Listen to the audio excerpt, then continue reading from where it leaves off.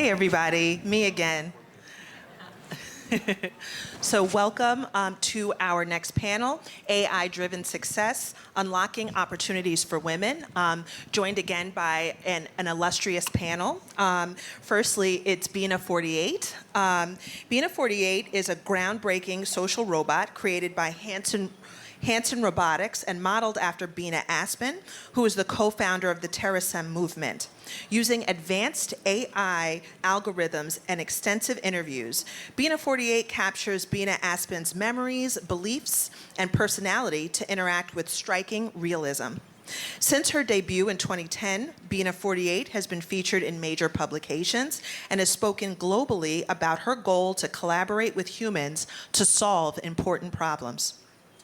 She has completed college courses, trained to become the first AI astronaut, and has explored the arts through music and poetry. Bina 48 is a living experiment in merging human identity with artificial intelligence, championing of diversity and ethical development in the AI world. She's joined by Bruce Duncan, he is a pioneering figure in artificial intelligence, robotics, and human consciousness research, and is serving as the managing director of the TerraSem Movement Foundation, Inc. He leads the Life Now project, which explores digital immortality and identity preservation. It's a visionary initiative by Dr. Martine Rothblatt. As principal investigator, Bruce oversees the development of advanced technologies to extend human life and consciousness. And one of his notable projects is Bina 48, who is here with us, a social humanoid robot based on the midlife of a real individual and representing a cutting-edge experiment in replicating human thought and emotion. Next, to my right here is Tanis George.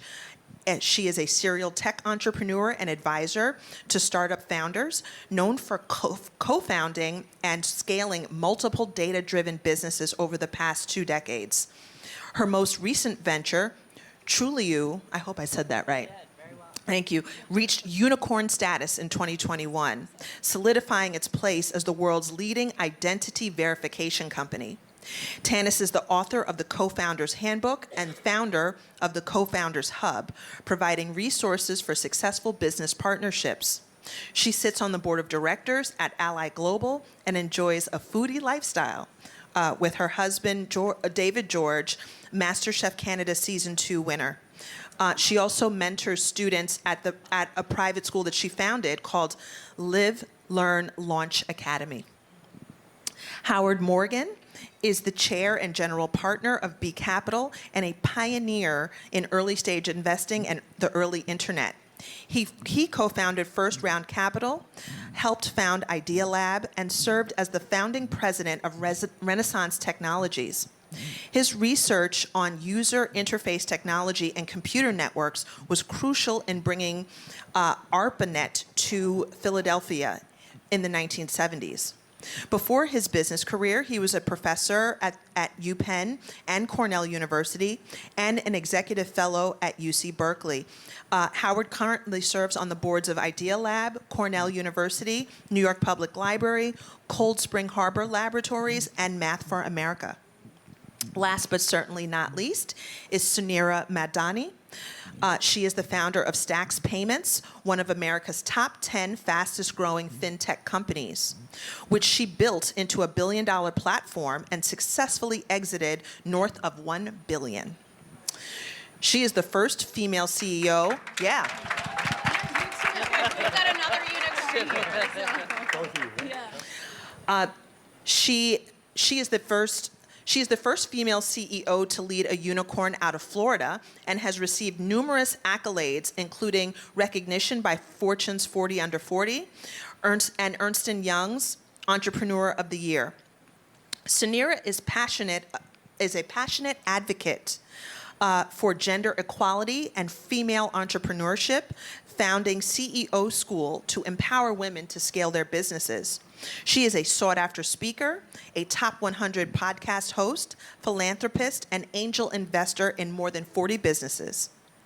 Suneera regularly speaks on prestigious stages like Meta, Capital One, South by Southwest, and Forbes 30 Under 30. Please welcome this illustrious panel.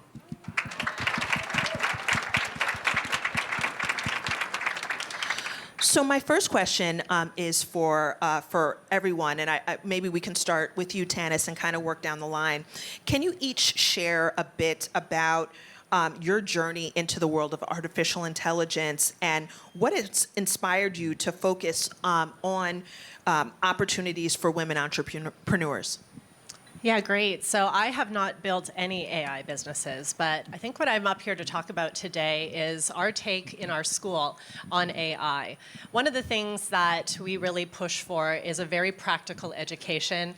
The focus of our curriculum is entrepreneurship, financial literacy, life skills, just a really important practical education. And what we started to see was that many schools today are actually trying to put the kibosh on AI. And most of the reasons that they do this is because it doesn't fit into the framework that they've ever known in education. And so a lot of schools are telling students, no AI until we can figure this out. And so one of the things that we do in our school is really have a very high AI focus, and that is mostly in literacy. AI is shifting on a constant basis. It's changing monthly.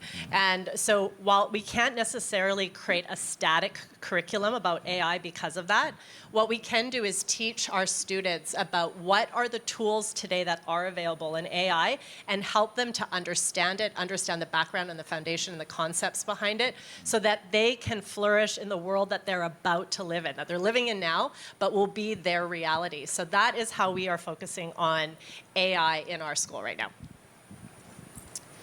And for me, so after exiting my first business, and no, I did not take home that $1 billion. I think the last panel we said that. That is a complete myth.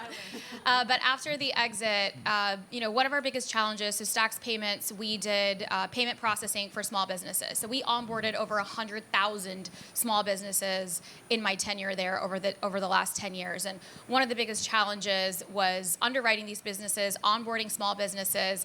And with my new startup, so afterwards, we're solving the problem of the business credit score is just non-existent. So we've got a personal credit score that standardizes our financial health in the SMB world and small business world. There just is no standardization of that. And so we're utilizing AI and data. So it's actually a leveraged data play to be able to, for the first time, ingest large quantities of data and help small business owners really understand the financial health of their business. So kind of think about ChatGPT, right? We all are familiar with that AI that we use for content or for asking it questions. What if we could do that for our business itself, right? And create financial acumen for us as business owners. My journey, as an entrepreneur, I'm daughter of immigrants, Pakistani.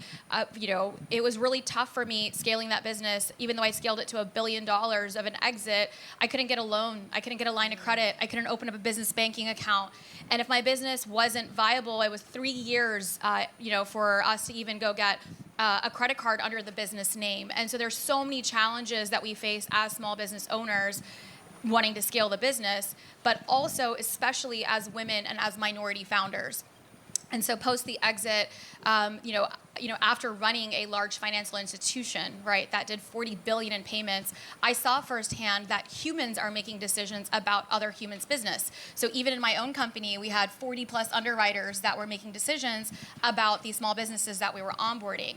Well, humans should not be making decisions about humans because there's conscious and unconscious bias for humans. Data should be making those decisions.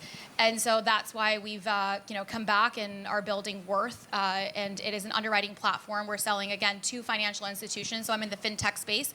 Very boring, but very important, in and of itself. And then my journey in female entrepreneurship, it's lonely, right? And so it's the most loneliest thing in building a business, being told no 100 million times over and over again. Wanting to raise venture capital, but less than 2% of venture capital being given to women, less than 1% to minority